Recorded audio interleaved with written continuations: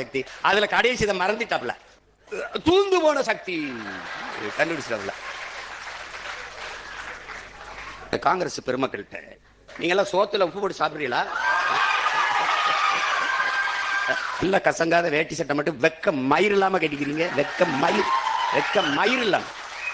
தேர்தல் முடியும் முதல் நாள் ஓட்டு போடுறதுக்கு முதல் நாள் பேசுறாப்ல, தேர்தலுக்கு பிறகு ஸ்டாலின் அவர்கள் போய் மோடி அமித்ஷா காலிலே விழுவார் அப்படின்னு. 2 வாரத்துல இவர் போய் விழுகிறாப்ல. இதை நான் கவர்ச்சியால் வந்து விட்டேன் என்று சொல்கிறார்கள். கோவப்படுறாப்ல. தப்பு தானே. அவர் மண்டேலா மாதிரி 27 ஆண்டு சிறையில் இருந்து வந்திருக்காப்ல. எண்ணற்ற தியாகங்கள், எண்ணற்ற வழக்கு, பல சிறை கொட்டடிகள், அனுபவம். அப்புறம் 200 கோடி இல்லை 100 கோடியை சல்மான் மாதிரி வாங்குற சம்பளத்தை பாதிய மக்களுக்கு கொடுத்து கொடையா கொடுத்து மக்களின் இதயத்தை வென்று வந்துட்டாப்ல.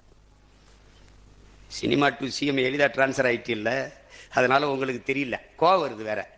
சரி, என்னதான் தகுதி சொல்லுங்களேன் சிஎம் சார்.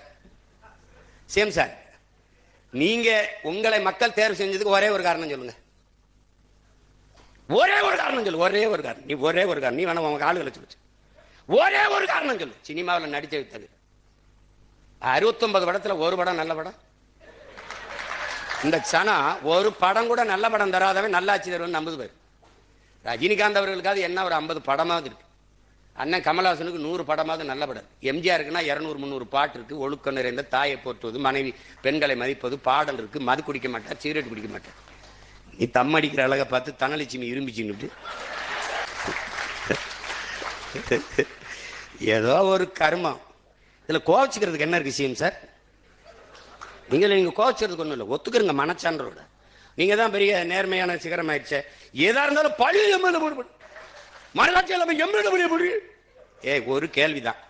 நீங்க கரூருக்கு வரலைன்னா கூட்டல் என்ன நெரிசல் என்ன சாவு இல்லை. இதானே மூல காரணம் யாரு? நீங்க. அந்த குற்ற உணர்வோடு நானும் ஒரு காரணமா இருந்துட்டேன், வருந்துறேன்னு இதுவரை நீங்க ஒரு வார்த்தை பதிவு செய்யல சிஎம் சார். நீங்க பதிவு செய்யல.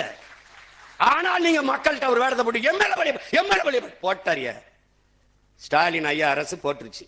இன்னைக்கு அழகா சொல்ற எம்எல்ஏ பழிய போட்டாங்க. பழி இப்போ உங்ககிட்ட இருக்கு. உளவுத்துறை இருக்கு, காவல்துறை இருக்கு, எல்லாம் சிபிசிஐடி இருக்கு, எல்லாம் இருக்கு. ஒரு அதிகாரி ஒரு சிறப்பு குழுவை போட்டு கண்டடிச்சு என்ன உலகம் புறாவ கரூர் 2 தெரு விசாரிச்சு என்ன நடந்ததுன்னு நீங்க தான் வெள்ளரிக்கை எல்லாத்துக்கும் கொடுப்பீங்க. ஒரு உண்மையை அறிவிக்கையை விடுங்க பிளீஸ். நீங்க மனச்சான்றோட பேசுறீங்க, நீங்க நேர்மையாளர் தான், நிறுவீங்க. இதுதான் நடந்தது. இந்த அரசு இந்த மாதிரி மேல பழியை போட்டது, நிறுவீங்க சேம் சார், நிறுவீங்க. இப்போ தெருவுக்கு தெரு கஞ்சா, வீதி கஞ்சா, அப்படி போக பொருள் எல்லாம் கொண்டாந்து விட்டு இப்ப இன்னைக்கு எம்எல்ஏ பழியை போடுறாங்க.